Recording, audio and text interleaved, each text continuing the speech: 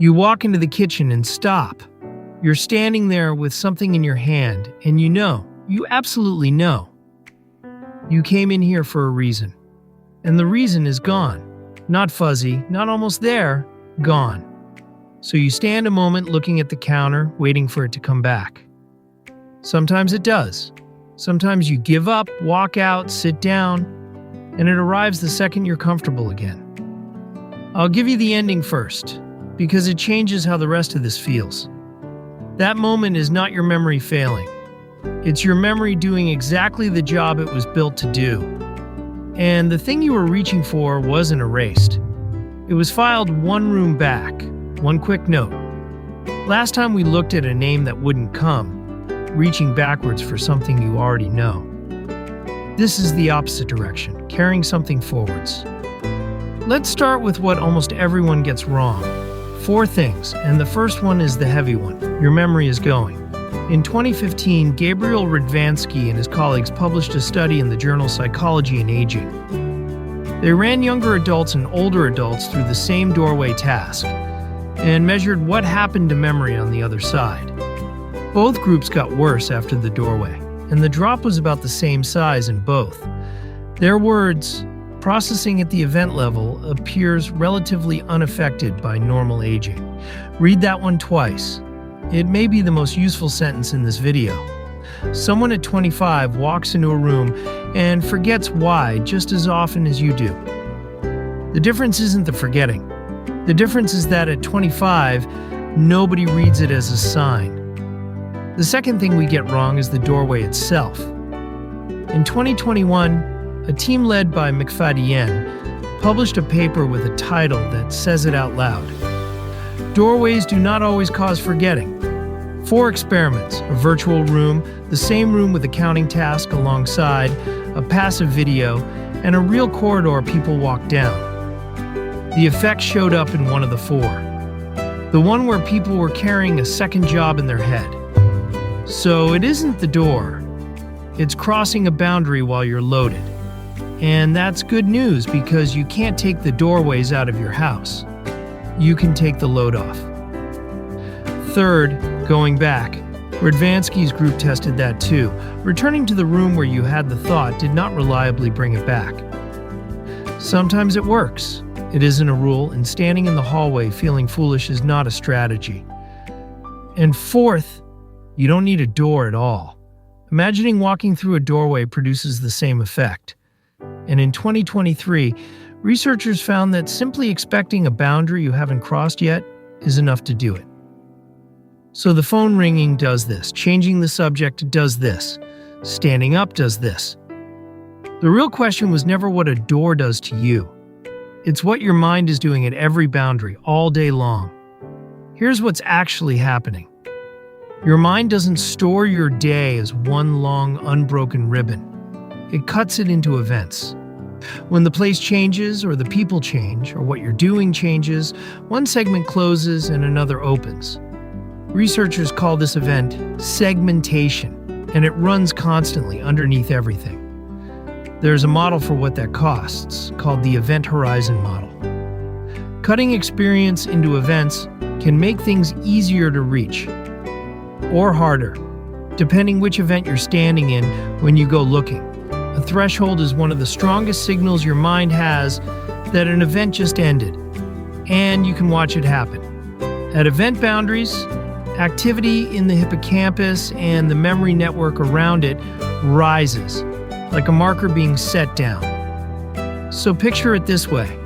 The thought you had in the living room is in a folder. At the doorway, that folder closes and a clean, empty one opens in your hands. That's why the kitchen feels blank.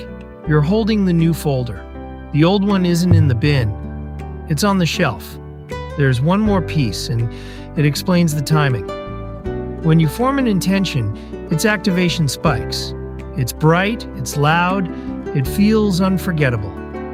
Then your attention goes elsewhere, and it fades, gradually. To come back, it needs a cue. And rehearsing it, even once, slows the fade. So the chain is 5 links. The intention is set, and it's bright. The threshold marks an ending. One folder closes and another opens.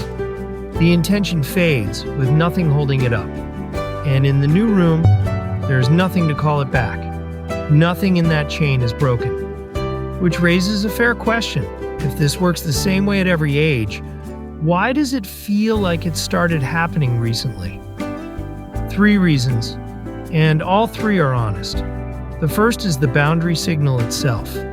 A study of 546 people ages 18 to 88 found that the response at event boundaries in the hippocampus and the network around it gets quieter across the lifespan.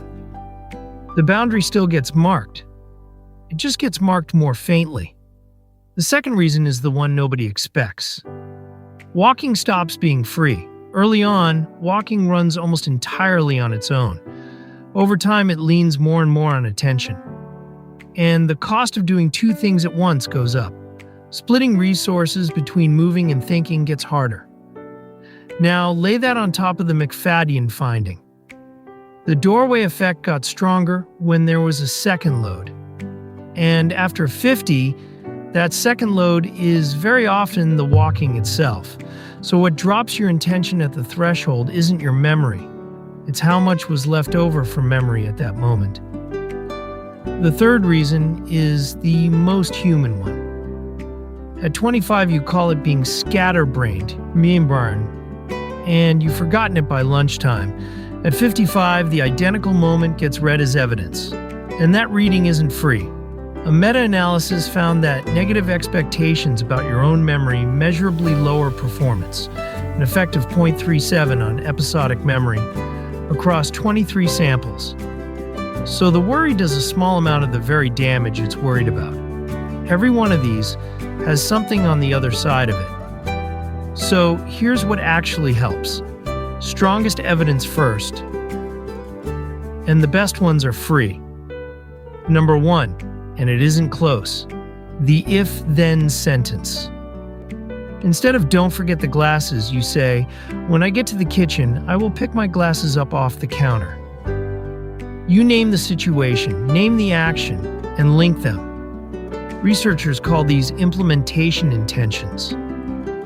A meta-analysis of prospective memory and remembering to do a thing later found an effect of 0.68 in the older group. In younger adults, it was 0.44. Look at that again, it helped the older group more. Number 2, say it out loud before you stand up, not after. While you're still in the room where you had the thought, rehearsing an intention slows the fade, and saying it out loud makes it stick better than thinking it. 3 seconds spent in the only place where they work. Before the boundary, not after. Number 3, get the intention out of your head and into the room. Pick the object up now, or leave a cue on the path. The empty glass by the door, the envelope on your shoes. An intention in your hand doesn't have to survive a doorway. Number 4, cross the threshold empty. The one condition where the effect appeared was the loaded one, so finish the sentence first. Put the phone down. Let the bill wait its turn. Carry one thing across. Number 5, put the cue where you're going, not where you are. A waiting intention comes back when something calls it. Make sure something is there. And number 6, use more than one of these. Memory strategy training shows a modest overall effect, around 0.3. And teaching several together beats teaching one alone. What about exercise? Regular movement is good for memory generally. But there's no direct evidence it reduces this specific stumble. So I won't sell it to you as the answer to this one. It's a good thing. It isn't today's answer. Now, the things that don't work, because you've probably been offered all of them. Brain training games. More than 70 scientists signed a joint statement saying there's no compelling evidence these games carry over into everyday thinking. They make you better at the game. Ginkgo biloba. The largest trial gave 240 milligrams a day for a median of 6 years.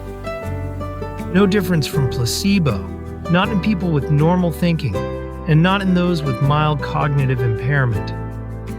Trying harder. Standing in the kitchen getting annoyed at yourself. That's the expectation effect again. Pointing the wrong way and rearranging your house. Imagined boundaries do this. Expected boundaries do this. There's no floor plan that gets around it. Before we finish, when is this worth a conversation with a doctor?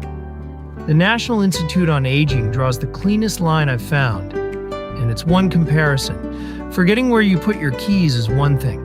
Forgetting what the keys are for is another. A few more. Repeatedly forgetting conversations you just had. Trouble carrying out a familiar task you've done for years. Getting lost somewhere you know well. The people around you noticing a change before you do. And the real dividing line, when it starts interrupting daily life. And one worth raising even when nothing is wrong. Some contributors to foggy thinking are addressable. Low B12, thyroid. Medications interacting with each other, low mood, sleep apnea. Not a treatment, not a promise, a question worth asking at your next appointment. So, the one thing to do today. Before you stand up, while you're still in the chair, still in the room where the thought is bright, say it out loud in if-then form. When I get to the bedroom, I will take the charger off the nightstand. 3 seconds. Before the threshold, not after. That's the whole thing. You're not losing it. You're looking in the wrong room.